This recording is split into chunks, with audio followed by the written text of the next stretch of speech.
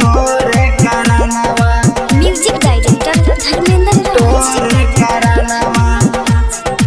Recording by Sargam studio Bodhgaya. गाँव जवार में होलियो बदनामा के छौरी तोरे करानवा तोरे करानवा गाँव जवार में होलियो बदनामा के छौरी तोरे करानवा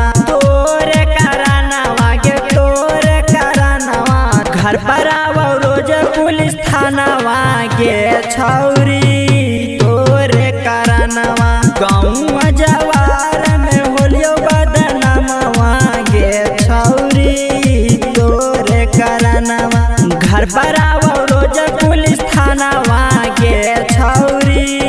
तोरे करानवा तोरे करानवा तोरे करानवा घर पर आवो रोज पुलिस थानावा के छौरी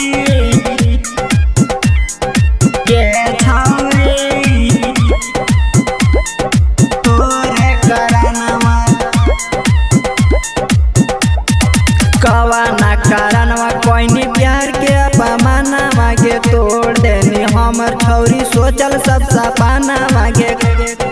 तोरे करानवा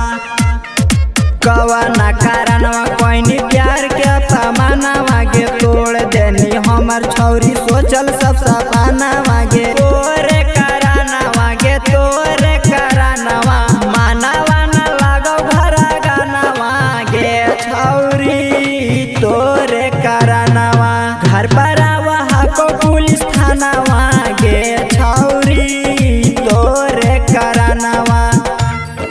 तोरे करानवा तोरे करानवा म्यूजिक डायरेक्टर घर पर आवो रोज पुलिस थानावा के छौरी